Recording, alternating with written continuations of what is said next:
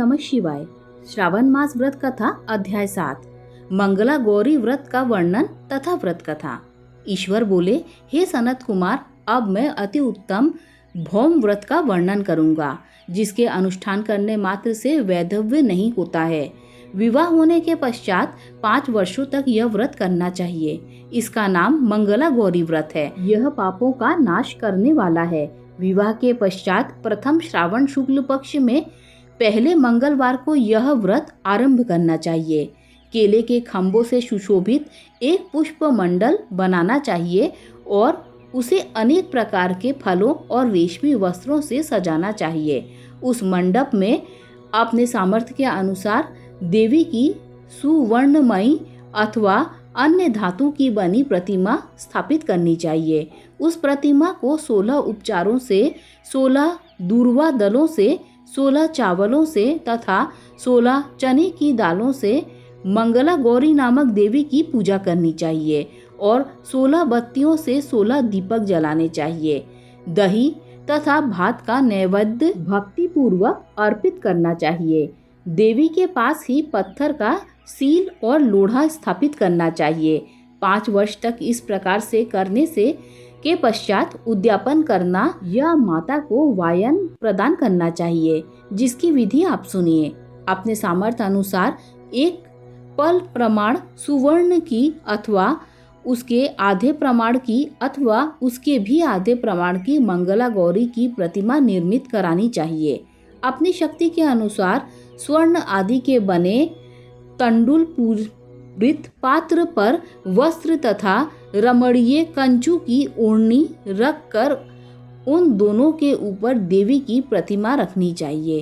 पास में चांदी से निर्मित सिल तथा लोढ़ा रखकर माता को वायन प्रदान करना चाहिए। इसके बाद 16 सुवासिनियों को प्रयत्न पूर्वक भोजन कराना चाहिए। हे विप्र, इस विधि से व्रत करने पर 7 जन्मों तक सौभाग्य बना रहता है और पुत्र आदि के साथ संपदा विद्यमान रहती है।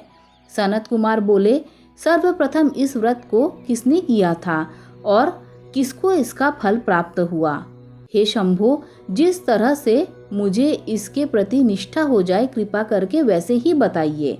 ईश्वर बोले, हे सनत कुमार, पूर्व काल में कुरु देश में श्रुत कीर्ति नामक एक विद्वान, कीर्तिशाली, शत्रुओं का नाश करने वाला, 64 कलाओं का ज्ञाता और धनुर्विद्या में कुशल राजा हुआ था।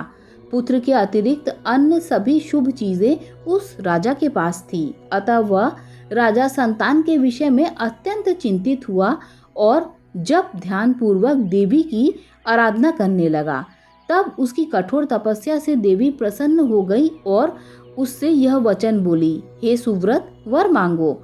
श्रुत कीर्ति बोला, हे देवी, यदि आप मुझ पर प्रसन्न हैं तो मुझे सुंदर पुत्र दीजिए। हे देवी, आपकी कृपा से अन्य किसी भी वस्तु का अभाव नहीं है। उसका यह वचन सुनकर पवित्र मुस्कान वाली देवी ने कहा, हे राजन, तुमने अत्यंत दुर्लभ वर मांगा है, फिर भी कृपावश मैं तुम्हें अवश्य दूंगी। किंतु हे राजेंद्र, सुनिए, यदि परम गुणी पुत्र चाहते हो तो वह केवल 16 वर्ष तक ही जीवित रहेगा, और यदि रूप तथा विद्या से विहीन पुत्र चाहते हो तो वह दीर्घजीवी होगा। देवी का यह वचन सुनकर राजा चिंतित हो उठा और पुनः अपनी पत्नी से परामर्श करके उसने गुणवान तथा सभी शुभ लक्षणों से संपन्न 16 वर्ष की आयु का पुत्र मांगा। तब देवी ने भक्ति संपन्न राजा से कहा, हे नृपनंदन, मेरे मंदिर के द्वार पर आम का वृक्ष है, उसका एक फल लाकर मेरी आज्ञा से अपनी भार्या को उसे भक्षण करने हेतु प्रदान करो, जिससे वह शीघ्र ही गर्भ धारण करेगी, इसमें संदेह नहीं है। प्रसन्न होकर राजा ने वैसा ही किया और उसकी पत्नी ने गर्भ धारण कर लिया। 10वें महीने में उसने देवतुल्य सुंदर पुत्र को जन्म दिया। तब हर्ष और शोक से युक्त राजा ने बालक का जातकर्म आदि संस्कार किया और शिव का स्मरण करते हुए उसका नाम चिरायु रखा। इसके बाद पुत्र के 16 वर्ष के होने पर पत्नी सहित राजा चिंता में पड़ गए और वे विचार करने लगे कि यह पुत्र बड़े कष्ट से प्राप्त हुआ है और मैं इसकी दुखद मृत्यु अपने ही सामने कैसे देख सकूंगा। ऐसा विचार करके राजा ने पुत्र को उसके मामा के साथ काशी भेज दिया। प्रस्थान के समय राजा की पत्नी ने अपने भाई से कहा कि कार्यटिक का वेश धारण करके आप मेरे पुत्र को काशी ले जाइए। मैंने भगवान मृत्युंजय से पूर्व में पुत्र के लिए प्रार्थना की थी और कहा था कि हे विश्वेश, आप जगतपति की यात्रा के लिए मैं उस पुत्र को अवश्य भेजूंगी, अतः आप मेरे पुत्र को आज ही ले जाइए और सावधानी पूर्वक इसकी रक्षा कीजिएगा। अपनी बहन की यह बात सुनकर भांजे के साथ वह चल पड़ा। कई दिनों तक चलते चलते वह आनंद नामक नगरी में पहुंचा। वहां सभी प्रकार की समृद्धियों से संपन्न वीरसेन नाम का राजा रहता था। उस राजा की एक सर्वलक्षण संपन्न युवावस्था प्राप्त मनोहर तथा रूप लावण्यमयी मंगला गौरी नामक कन्या थी। सभी उपमानों को तुच्छ करके सौंदर्य अभिवृष्टि को प्राप्त वह कन्या किसी समय सखियों के साथ नगर के उपवन में क्रीड़ा करने के लिए गई हुई थी। उसी समय वह चिरायु तथा उसका मामा वे दोनों भी वहां पहुंच गए और उन कन्याओं को देखने की लालसा से वहीं विश्राम करने लगे। इसी बीच विनोद पूर्वक क्रीड़ा करती हुई उन कन्याओं में से किसी एक ने कुपित होकर राजकुमारी को रांडा यह कुवचन कह दिया। तब यह अशुभ वचन को सुनकर राजकुमारी ने कहा, तुम अनुचित बात क्यों बोल रही हो? मेरे कुल में तो इस प्रकार की कोई नहीं है। मंगला गौरी की कृपा से तथा उनके व्रत के प्रभाव से विवाह के समय जिसके सर पर मेरे हाथ से अक्षत पड़ेंगे, हे सखी, वह यदि अल्पायु होगा तो वह भी चिरंजीवी हो जाएगा। इसके बाद वह सभी कन्याएं अपने अपने घर को चली गईं। उसी दिन राजकुमारी का विवाह था। बाहिक देश के दृढ़धर्मा नामक राजा के सुकेतु नामक पुत्र के साथ वहां विवाह निश्चित किया गया था। वह सुकेतु विद्याहीन, कुरूप तथा बहरा था। तब सुकेतु के साथ आए हुए उन लोगों ने विचार किया कि इस समय कोई दूसरा श्रेष्ठ वर ले जाना चाहिए और विवाह संपन्न हो जाने के बाद वहां सुकेतु पहुंच जाए। उन लोगों ने चिरायु के मामा के पास आकर याचना की कि आप इस बालक को हमें दे दीजिए, जिससे हमारा कार्य सिद्ध हो जाए। इस पृथ्वी पर परोपकार के समान दूसरा कोई धर्म नहीं है। उनकी बात सुनकर चिरायु का मामा मन ही मन बहुत प्रसन्न हुआ, क्योंकि इसने उपवन में पहले ही कन्या मंगला गौरी की बात सुन ली थी। फिर भी उसने एक बार कहा कि आप लोग इसे किस लिए मांग रहे हैं? कार्य की सिद्धि हेतु वस्त्र, अलंकार आदि मांगे जाते हैं। वर तो कहीं भी नहीं मांगा जाता, तथापि आप लोगों का सम्मान रखने के लिए मैं इसे दे रहा हूँ। इसके बाद चिरायु को वहां ले जाकर उन लोगों ने विवाह संपन्न कराया।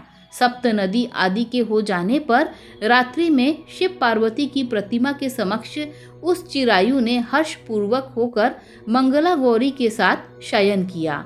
उसी रात चिरायु के 16 वर्ष पूर्ण हो चुके थे और अर्धरात्रि में साक्षात काल सर्प रूप में वहां आ गया। इसी बीच संयोगवश राजकुमारी जाग गई। उसने उस महासर्प को वहां देखा और वह भय से व्याकुल होकर कांपने लगी। तभी उस कन्या ने धैर्य धारण कर 16 उपचारों से सर्प की पूजा की और पीने के लिए उसे दूध दिया।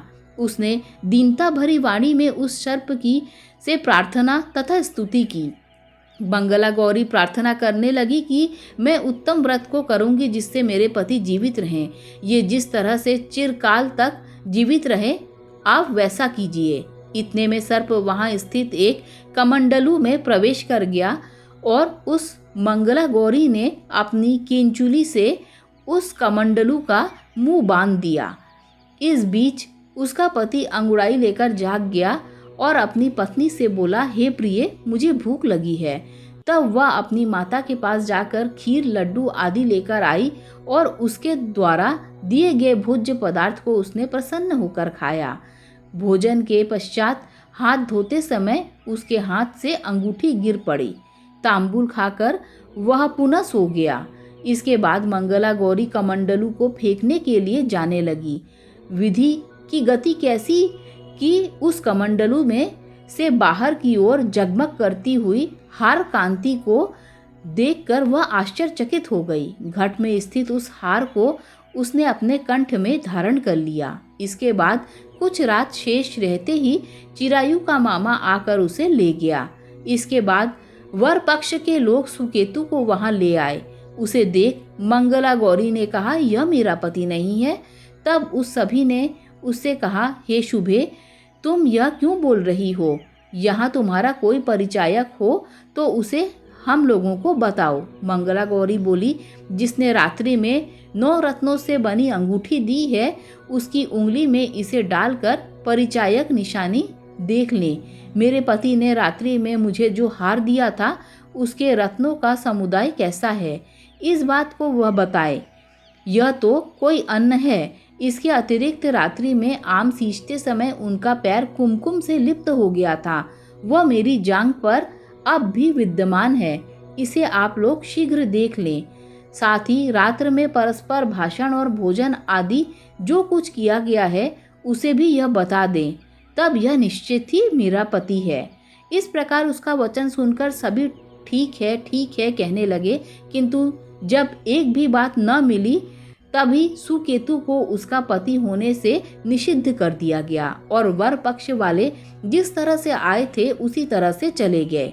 उसके बाद अपने वंश को बढ़ाने वाले महान यश से संपन्न तथा परम मनस्वी मंगला गौरी के पिता ने अन्न पान आदि का सत्र चलाया। उन्होंने वर पक्ष का वृत्तांत कानो कान सुन लिया कि स्वरूप से कुरूप होने के कारण लोगों के द्वारा किसी अन्य को वर के रूप में आदर पूर्वक लाया गया था। तब उन्होंने अपनी कन्या को पर्दे के भीतर बिठा दिया। उसके बाद 1 वर्ष बीतने पर यात्रा करके चिरायु अपने मामा के साथ यह देखने आया कि विवाह के बाद वहाँ क्या हुआ। तब उसे ग्वाक्ष के भीतर से देखकर वह मंगला गौरी अत्यंत प्रसन्न हुई और माता पिता से बोली कि मेरे पति आ गए हैं। राजा ने अपने सुहृदय जनों को बुलाकर पूर्व में कहे गए सभी परिचायकों की निशानी को देखकर मंद मुस्कान वाली अपनी कन्या चिरायु को सौंप दी। राजा ने शिष्ट जनों को साथ लेकर विवाह का उत्सव कराया। इसके बाद राजा वीरसेन ने वस्त्र आभूषण आदि, सेना, घोड़े, रथ और अन्य भी बहुत सारी सामग्री देकर उन्हें विदा किया। इसके बाद कुल को आनंदित करने वाला वह चिरायु पत्नी तथा मामा को साथ लेकर सेना के साथ अपने नगर पहुंचा। लोगों के मुख से उसे आया हुआ सुनकर उसके माता पिता को विश्वास नहीं हुआ। उन्होंने सोचा कि प्रारब्ध अन्यथा कैसे हो सकता है। इतने में वह अपने माता पिता के पास गया और स्नेह से परिपूर्ण वह चिरायु भक्तिपूर्वक उनके चरणों में गिर पड़ा। तब अपने पुत्र का मस्तक सूंघकर उन दोनों ने परम आनंद प्राप्त किया।